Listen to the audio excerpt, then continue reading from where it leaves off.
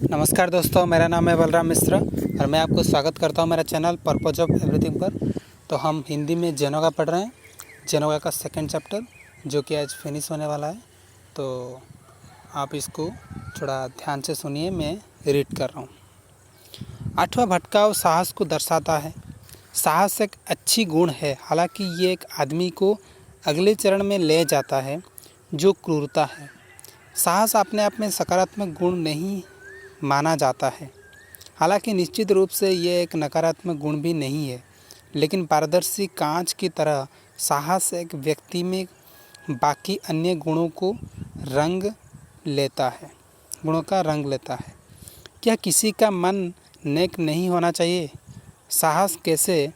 साहस उसे क्रूर बना देता है, जैसे साहसी जंगली जानवर होते हैं जिसमें नेक भावना और विचार की कमी होते हैं और क्रूर बन जाती हैं।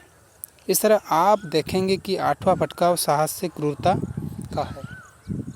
तो ये साहस अपने आप में बहुत अच्छा है, लेकिन कभी कभी ये क्रूएल्टी की तरह हो जाता है, क्रूरता हो जाता है। जैसे कोई क्रिमिनल किसी को खून करता है तो ये भी एक साहस है ना, उसका हिम्मत है तभी तो वो क्राइम कर पाता है। आम आदमी नहीं कर पाएगा क्राइम, वो डरेगा कि कहीं मेरा कुछ हो जाएगा तो मैं क्या करूँगा, कहते पुलिस पकड़ लिया तो उसका अंदर डर रहता है। लेकिन जो क्रिमिनल है उसका अंदर डर नहीं होता है, उसका अंदर क्राइम करने की साहस होता है। तो ये साहस कभी कभी भी डेंजरस हो जाता है। हालांकि नौवें भटकाव में रूसी का उदात्त मन उच्च भावनाओं के लिए उठता है और आशा देता है, जो जीवन में बहुत बड़ा मरहम है। यदि मनुष्य में कोई आशा ना हो तो दया के लिए मनुष्य का कम जगह होगी। जो आशा कर सकते हैं वे सहन भी कर सकते हैं, और जो सहन कर सकते हैं वो दयालु भी हो सकते हैं। इस तरह हम अध्याय 1 में देखते हैं कि एक अप्रशिक्षित मन में साहस क्रूरता की ओर ले जाता है और एक प्रशिक्षित मन में ये आशा और करुणा की ओर ले जाता है। आमतौर पर मनुष्य क्षमा की आदत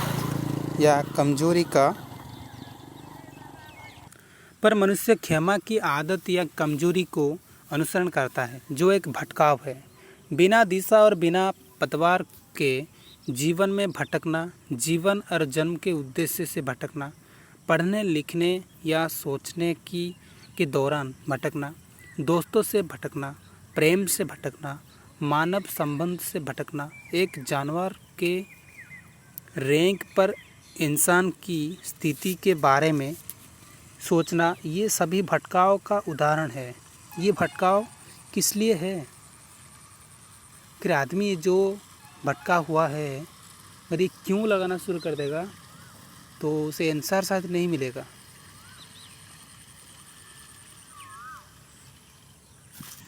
एक बार मैंने किसी को पूछा कि ये आदमी मज़े के लिए जीता है ना, सिर्फ मज़े उसको चाहिए? तो उसने बोला हाँ वो तो चाहिए। मैंने उसको पूछा कि मज़ा क्यों चाहिए? तो उसको हंसी आ गया। उसने बोला कि ये कैसा सवाल है, मज़ा क्यों चाहिए, मतलब मज़ा तो चाहिए ना। तो आखिर इस सवाल का जवाब सब नहीं दे पाते हैं। क्यों नहीं दे पाते हैं? क्योंकि वो भटक चुके हैं। उनको लग रहा है मज़ा सब कुछ है, लेकिन क्यों सब कुछ है?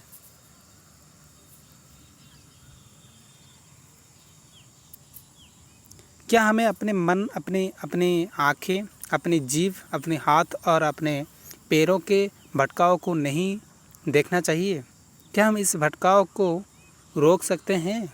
क्या कोई विधि है? क्या एक सफलता के लिए कोई बड़ी कीमती चुकानी होगी?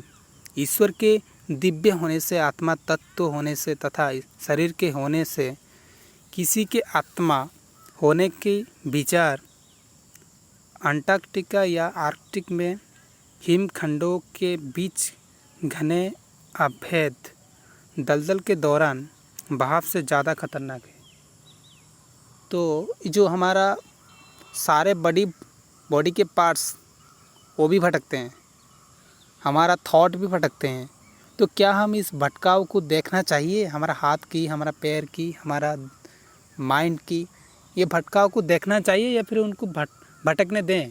क्या भटको, कोई बात नहीं, ऐसा करना चाहिए क्या? तो अगर हमको भटकाव को देखना चाहिए तो फिर क्या इसके लिए कोई मेथड है? और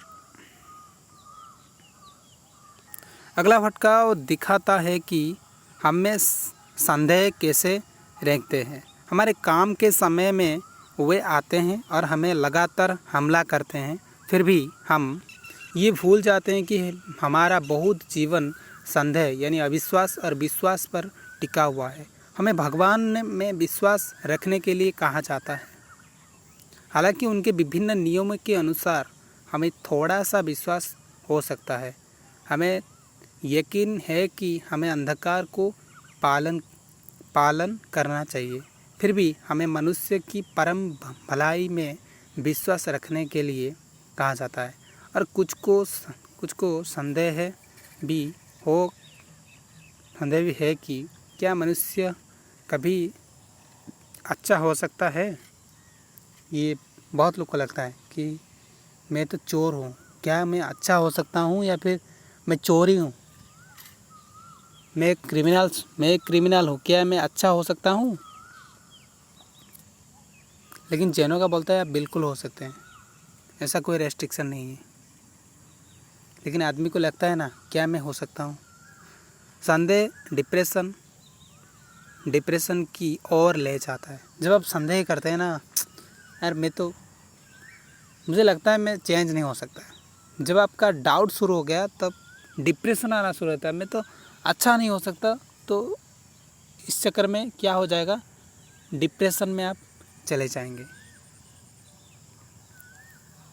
उसने वो पता लगाया कि मुख्य विषय से उसे या उसके भटकाव में क्या संदेह था, तो डिप्रेशन की चपेट से बाहर आ सकता है। अगला भटकाव डे ड्रीमिंग की ओर ले जाता है। ये विचार की स्वाभाविक क्रम है। संदेह में डिप्रेशन के विचारों में बह जाता है और बदले में डिप्रेशन दिन प्रतिदिन बढ़ता जाता है। डे ड्रीमिंग के दौरान हम उन सभी को बदल देते हैं जो हम वास्तविक जीवन में जानते हैं। ज़्यादातर लोग डे ड्रीमिंग में भी खुशी पाते हैं। कभी कभी कोई भी व्यक्ति डे ड्रीमिंग का आनंद नहीं लेता है। डे ड्रीमिंग में आदमी संघर्ष, प्रयास, सफलता और प्रतिफल की सारे संभावना को खो देता है। वो और ज़्यादा दुखी, कमज़ोर और डिप्रेशन से भर जाता है। तो अगला ये जो भटकाव था, ये क्या था, डे ड्रीमिंग वाला था, जो कि सच नहीं है। बस माइंड बनाता है कुछ और उसमें खुशी होता है कि हाँ, जब ये हो जाएगा तो ये हो जाएगा, तो उसका बाद मेरा ये हो जाएगा। लेकिन कुछ हुआ नहीं, बस कुछ इल्यूजन को रियलिटी मान करके खुशी होता है, आदमी से भर जाता है। ये कमज़ोर मन के लिए पलायन है जो काम नहीं करते हैं। वे जो चाहते हैं कि लक्ष्य प्राप्त करने की प्रयास नहीं करेंगे। ऐसे बहुत डे ड्रीमिंग नशेड़ी, गरीबी, शराबी और ड्रग्स एडिक्शन बन जाते हैं, जो कि अगला भटकाव है। तो आदमी डे ड्रीमिंग करते करते उसे लगता है, उसको फेलियर मिलता है, तो फेलियर के बाद वो क्या होता है, वो शराब, नशा और इस तरह नशेड़ी एडिक्शन में चला जाता है। ऐसे दार्शनिक भी है जो ये प्रचार करते हैं कि मनुष्य एक मशीन है, वो अपनी इच्छा से कुछ भी नहीं कर सकता, उसके पास कोई स्वतंत्र इच्छा या विकल्प नहीं है, जीवन का प्रत्येक क्षण पूर्व निर्धारित है और कोई उपाय नहीं है। वो भगवान और मनुष्य दोनों का मजाक बनाते हैं। उनके अनुसार निर्माता गणितज्ञ हैं, एक निरंकुश जो अपने दिव्यता के लिए मनुष्य को सभी और किसी भी प्रकार के लिए अपमान के अधीन करेगा। वो मनुष्य को तड़पाता है और निराश करता है। वो मनुष्य के साथ व्यवहारिक मनोविज्ञान के चूहों की तरह व्यवहार करता है। इस तरह अगला भटकाव मेटाफिजिक्स और या लॉजिकल पॉजिटिविज्म है। ऐसे दार्शनिक झूठे सिद्धांतों का आविष्कार करने के लिए शब्दों के साथ खेलते हैं। क्या वे खुद को जानते हैं? क्या उन्होंने अपने भूख पर नियंत्रण हासिल किया है? क्या उन्होंने अपने इंद्रिय पर नियंत्रण किया है? क्या उनका अपने जीवन में एक उद्देश्य है, या उनका उद्देश्य वास्तव में एक चालाकी है? अपने उद्देश्य की प्राप्ति के लिए उन्होंने क्या बलिदान दिए हैं? वो क्या करते हैं, डे ड्रीमिंग करते करते उनको लगता है कि दुनिया, हम तो रोबोट है, हम तो कुछ कर ही नहीं सकते, बस जो कुछ कर सकता है ऊपर वाला ही कर सकता है, हमारा हाथ में तो कुछ है ही नहीं, रिमोट तो उसका हाथ है, जो हो बटन दबाएगा वो तो हमारा हो जाएगा। अगर वो चाहता है कि हम पाप करें तो हम पाप करेंगे, अगर चाहता है कि हम ये करें तो हम ये करेंगे। ऐसा सोच करके आदमी कुछ भी करता है। आदमी पाप करता है, आदमी शराब पीता है, आदमी मतलब किसी को रेप भी कर देता है, कुछ भी करता है, और उसे लगता है कि हाँ मैं सब सही कर रहा हूँ क्योंकि भगवान चाहता है मैं ये करूँ। तो ऐसा नहीं होता। दर्शन के बाद अगला भटकाव भक्ति और प्रार्थना हो सकता है, या अविश्वास या नास्तिकता भी हो सकता है। इस प्रकार भटकाव एक दूसरा का अनुसरण करते हैं। तो कभी कभी ये हो जाता है कि बहुत सारा आदमी है जो कि उन्होंने, जब उनको लगता है कि सब कुछ भगवान ही कंट्रोल करता है, तो क्यों ना हम उनका पूजा करेंगे और उनको भक्ति करेंगे, तो शायद वो हमको दया कर सकते हैं और हमको हमारा जो भाग्य है उसको बदल सकते हैं।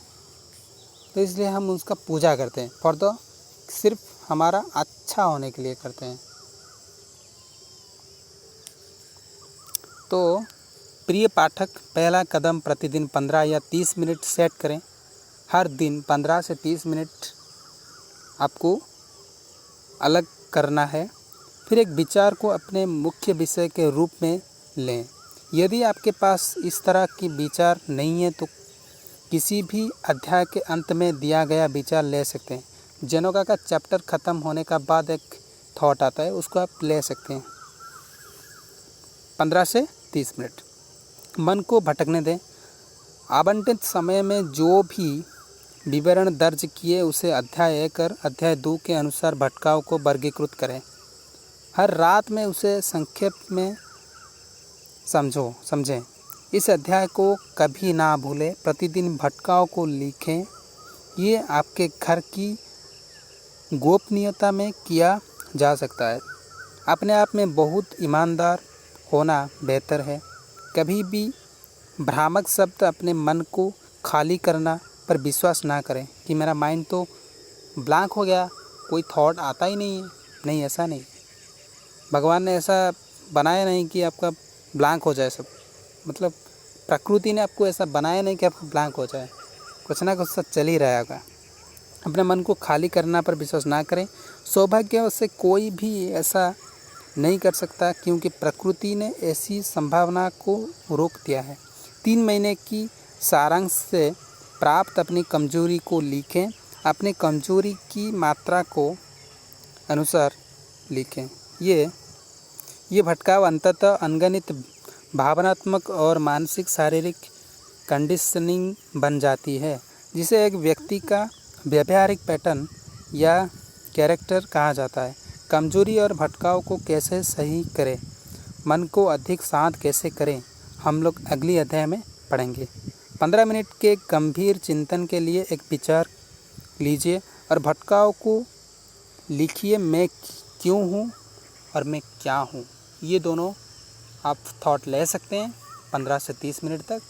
तो उसका बाद देखिए क्या होता है। Thank you for watching this video. तो बाकी हम अगला वीडियो में करेंगे। Thank you for watching this video.